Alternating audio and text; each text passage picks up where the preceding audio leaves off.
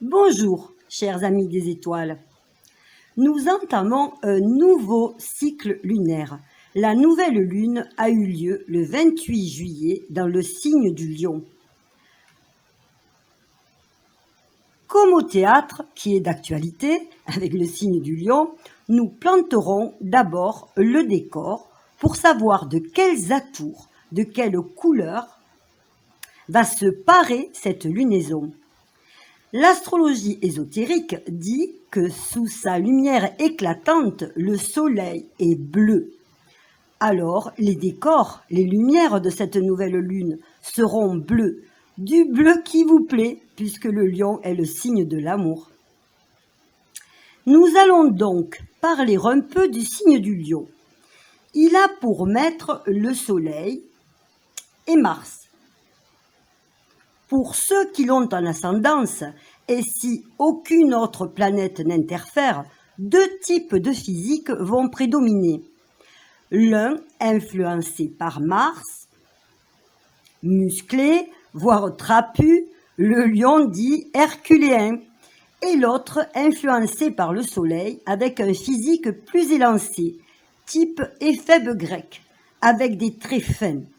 Les deux s'équilibrant, le lion est de toute façon le signe de la beauté, même lorsque le chakra solaire étant un peu déséquilibré, l'embonpoint s'installe, car l'astre pousse à absorber au lieu de rayonner. Les femmes ayant le lion en ascendance ou marquées par le lion se reconnaissent à leur chevelure semblable à une crinière, et tout comme les hommes à leur port altier. Tête haute, dos droit. Nous sommes dans un signe de feu. C'est la saison de l'été. La lumière et la chaleur sont intenses et rayonnent. C'est l'abondance. Les fruits sont mûrs. Nous pouvons aimer, faire la fête, profiter des plaisirs de la vie. Feu de la vie, de l'amour, de la joie. Instant de l'éternel présent dans son côté ésotérique. Le lion est un signe fixe. Il ne se laisse pas facilement influencer. À l'image du soleil, c'est un centre, un noyau. Les parties du corps qui s'y réfèrent sont le cœur, les yeux, la colonne vertébrale, tous trois organes vitaux. Le soleil a pour fonction principale d'éclairer, de voir même l'avenir avec ses dons de prophétie, conféré par Apollon, un de ses avatars solaires. Il représente donc les enseignements, car la vie n'est que ça, ressentir, apprendre, expérimenter, grandir. Les enfants, leur éducation, les créations, les arts, les plaisirs donc, sont sous sa houlette. Il crée pour se voir, être reconnu, se reconnaître. Le lion est le signe de l'ego. Il en a donc à la fois les qualités et les défauts. Il rayonne, fédère, aime, est enseignant, il brille. Il est la reconnaissance de soi. Ses défauts seront donc dus au désir d'excès de reconnaissance, avec l'orgueil, la domination, la mégalomanie, l'autoritarisme, l'égocentrisme, l'égoïsme. Sa problématique principale est liée intrinsèquement à la séparation. L'ego, pour exister, a besoin de se sentir séparé, séparé du grand tout. Le mot coupable signifie qui peut être coupé, séparé, et est donc lié à la culpabilité. La grosse problématique du lion, liée à l'ego, est la culpabilité. Problématique de la vie tout court et du péché originel. Dans la non-transcendance, dans son côté obscur, quand il ne se sent pas reconnu à sa juste valeur, il va essayer de se déculpabiliser. Il rendra les autres coupables, pouvant aller jusqu'à la paranoïa. D'autant qu'épris d'idéal, il peut entrer dans le jugement et cliver les choses de manière binaire, voire tout en noir ou en blanc. Dans la transcendance, dans son côté lumineux, quand il se sent reconnu, il ira vers l'unité avec la vie, qui est apprentissage. Il sera dans l'unité avec l'univers, la création. Il sera libre, enseignant, artiste, créateur, fédérera, fera rayonner ses enseignements, ses idées, ses œuvres autour de lui. Il sera courageux, actif, généreux. Comme la création, il a besoin de reconnaissance pour exister. Je vous citerai ici, sans parler de religion, un passage du livre des secrets d'Enoch, que je trouve explicite, dans lequel le Créateur s'exprime en ces termes.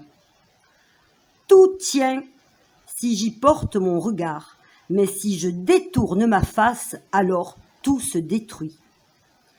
Si personne ne nous regarde, qui sommes-nous? Nous redevenons le tout. Les mystiques l'ont bien expérimenté. Moines, ermites se sont isolés pour trouver Dieu. Dieu, entre guillemets, le ressenti de la divinité n'est pas affaire de religion. Il peut avoir de multiples autres appellations. C'est l'attention, le regard, la reconnaissance qui crée. Nous rejoignons ici la physique quantique, où là encore c'est le chercheur, avec sa croyance, qui induit le résultat, qui quantifie la matière. Le lion ressent donc profondément cela. Le soleil du lion est la vie. Le lion en a les attributs. Il peut parfois être théâtral, mais la vie n'est-elle pas un théâtre? Le maître de Don Juan, célèbre chaman de Castañeda, son maître donc est un grand acteur, un caméléon. Sur cette scène qu'est notre terre, chacun tient son rôle. Le cinéma, les vidéos, le spectacle sont les domaines du lion. 1000 sont les yeux du pan, symbole des 1000 facettes de la vie. Et comme le soleil, haut dans le ciel, il aime paraître, apparaître, renaître. Il est donc aussi symbole de naissance et de renaissance. Le lion est né pour briller, être reconnu. Plus il sera reconnu, plus il sera généreux et magnanime, et plus il dispensera son amour, le rire, la joie, ses connaissances, ses dons autour de lui. Son symbolisme est aussi celui du père, en tant que masculin, donneur de vie et guide, celui qui ouvre le monde de l'intérieur, l'âme, l'enfant intérieur, vers l'expérimentation de la vie. Il mène donc l'enfant vers l'ouverture aux autres. C'est lui qui sociabilise. Le lion est la personnalité qui s'exprime. Il représente donc, entre autres, le métier, le professionnel ou le domaine de réalisation de vie. Le soleil a pour métal alchimique l'or. Saturne, le plomb, les épreuves de la terre se changent en or, en conscience et en lumière. L'orfèvrerie est léonienne. L'encens aussi, avec la petite histoire d'Hélios et le Cotoé, que je vous conterai une prochaine fois. Sans cela, la vidéo va déborder de son temps imparti. L'image du char solaire, tiré par un attelage de 4 chevaux, nous renvoie au voyage, aux chevaux de course aussi. Au tiercé, le lion est à l'image du soleil, un grand aimant. Aimant tant dans le sens de l'amour, de l'amoureux, que dans le sens de celui qui attire, de l'électricité magnétique. Il représente donc aussi l'électricité, le magnétisme et surtout notre énergie, notre force vitale. Le lion est à l'image de la Trinité, dans le sens où il est le Père, il est le Fils et il est l'Esprit Saint. Je ne parle encore une fois que dans le sens des symboles et non religieux. Dans notre thème, il représentera aussi bien l'image de notre Père, de nos enfants et en particulier de notre Fils, que notre manière d'apprendre, de comprendre, d'enseigner. Le lion est le 5e signe sur la roue du zodiaque. Il est donc associé au 5, à l'étoile à 5 branches, à l'aube. Le 5 la naissance, les enfants, les créations, les arts, les changements. La vie est impermanence, elle n'est faite que de ça. Maintenant que le décor est planté, parlons un peu de notre nouvelle lune. Notre nouvelle lune a eu lieu le 28 juillet dans le signe du Lion, à 5 degrés exactement. Ce degré nous parle d'un jeune hippie qui s'en prend à une vieille dame trop stricte. C'est l'obligation de dépasser notre subordination au conditionnement, à certaines valeurs sociales qui ne nous ressemblent plus. Les modes, qu'elles soient vestimentaires, alimentaires, les habitudes. Désormais, l'écologie est devenue vitale. Économie d'énergie, recyclage. Nous devenons hippies dans l'âme. Nous achetons fibres naturelles, bio, vegan. Nous pratiquons le covoiturage et ce, malgré le Covid. Nous laissons derrière nous le consumérisme. Il y a une remise en question sur notre corps, la sexualité. Nous sommes dans l'ouverture pour un monde plus sain, plus proche de la nature, des énergies. Nous nous soignons, médecine alternative, naturelle.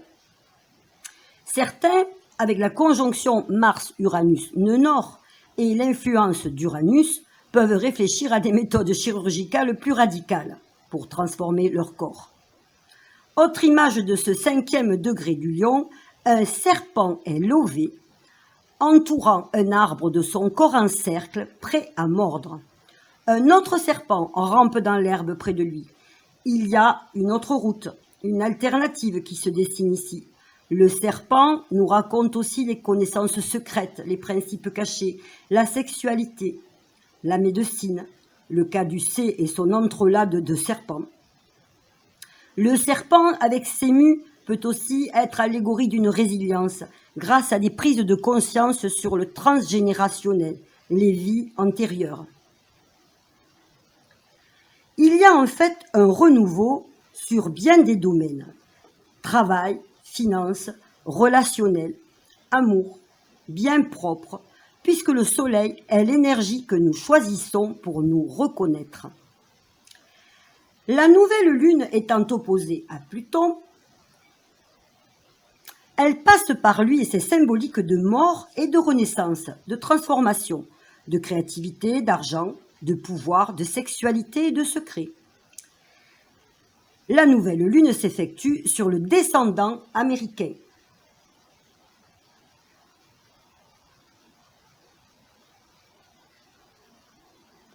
Et en maison 7.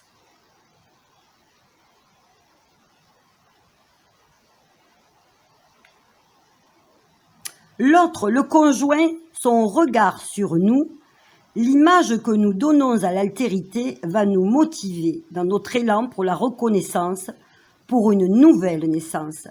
Elle est en conjonction à Mercure, qui se positionne sur le vertex,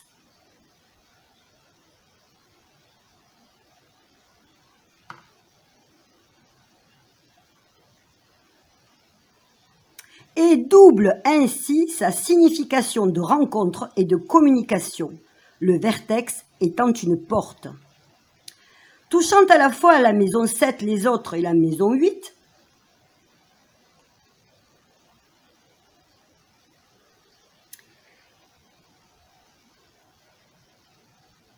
la maison des transformations, il y a bien des rencontres de communication solaire en vue.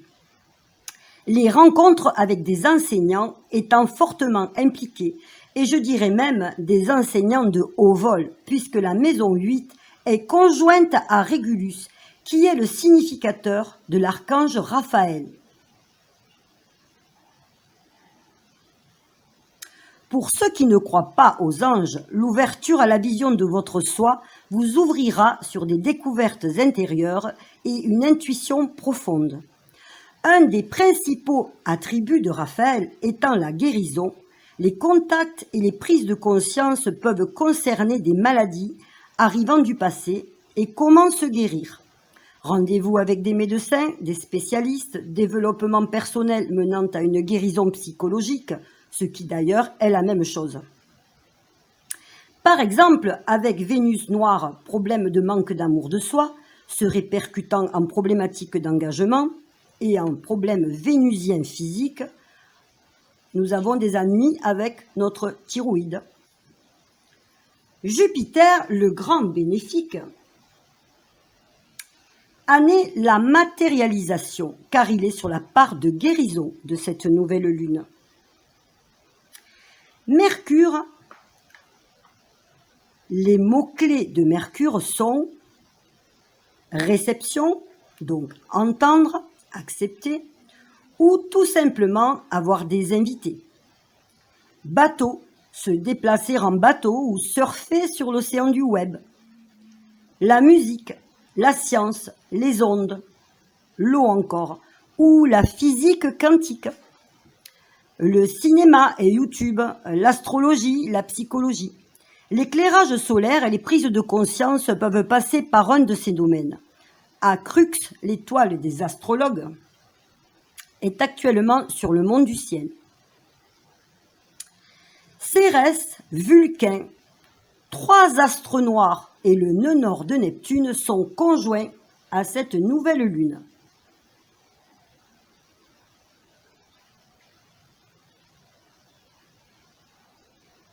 Cette nouvelle lune est porteuse de la fonction de choix avec cette configuration.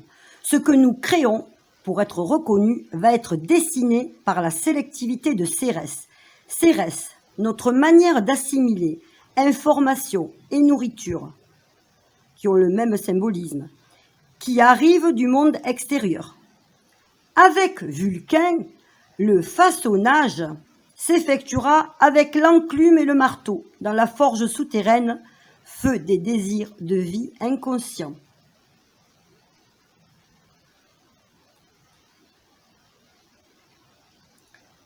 Vénus noire à 5 degrés du Lion,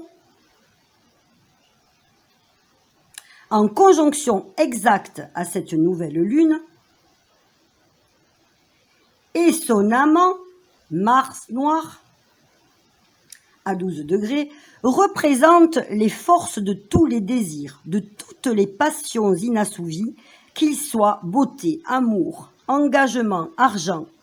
Avec les astres noirs et en particulier Vénus et Mars en conjonction, la sexualité, la créativité sont toujours concernées. Avec Mars noir, il y a une évaluation des aventures passées et des erreurs commises. Ici, nous touchons au passé, aux vies antérieures, au transgénérationnel.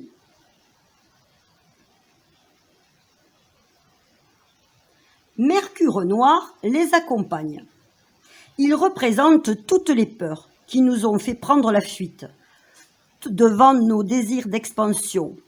Ces peurs pouvant avoir trait aux frères et sœurs ou tout simplement à toutes les pensées morbides qui nous présentent le côté sombre de l'avenir, vu avec les lunettes des échecs et les souffrances du passé, et qui, du coup, nous freinent et nous bloquent. Avec l'image du degré de Mercure noir, il y a un retour, un besoin de revenir sur Terre, de se confronter, de ne plus être dans la fuite. Avec les astres noirs, les influences cachées de l'inconscient, des générations passées, de l'universel, participeront aux événements de cette nouvelle lune.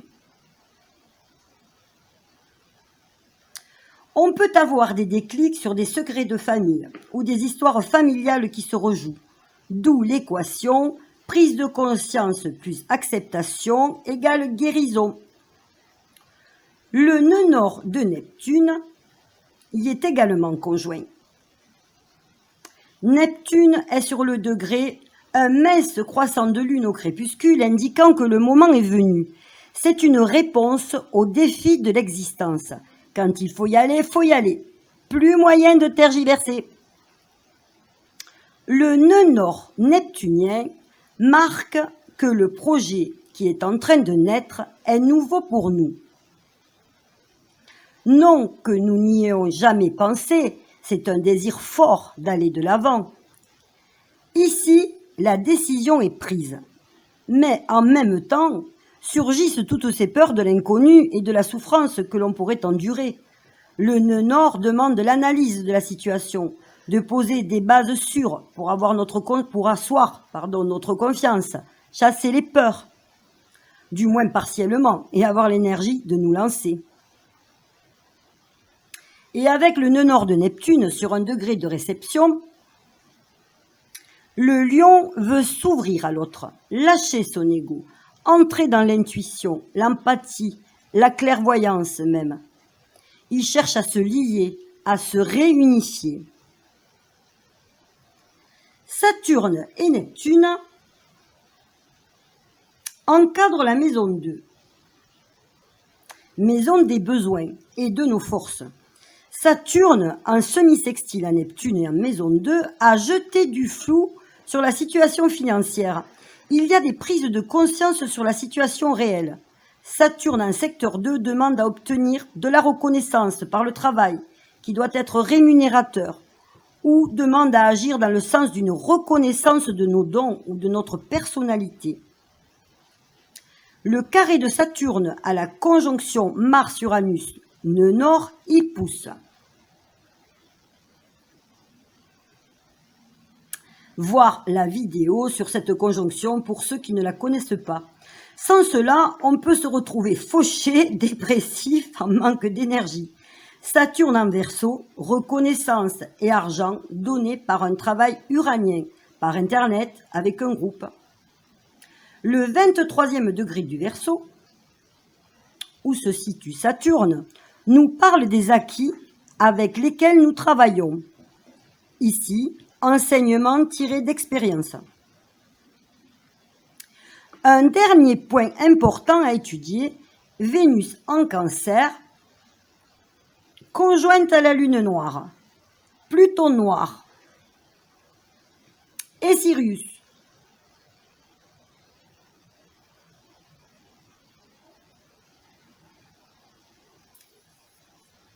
Cette Vénus est maître de la conjonction Mars-Uranus nœud nord et maître de Saturne noir en Balance.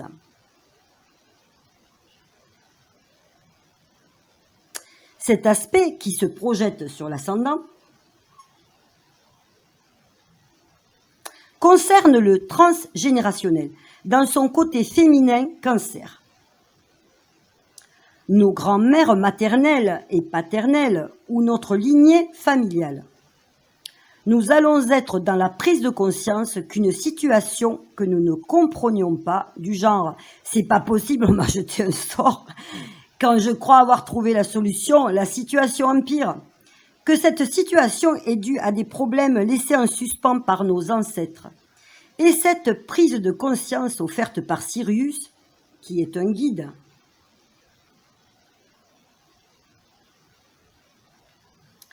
va nous permettre de faire un bond en avant et de guérir à mesure que s'effectue l'acceptation. La guérison va s'effectuer d'abord au niveau du chakra lunaire, le deuxième, Svadhisthana, qui peut se traduire par siège de l'existence. Il régit les émotions, l'énergie vitale, notre puissance créatrice. Et certains peuvent ressentir au niveau de ce chakra le lien avec ses ancêtres et une profonde complétude. Il est aussi la capacité à créer des relations épanouissantes. C'est le chakra de la sexualité, de la joie de vivre et de l'estime de soi.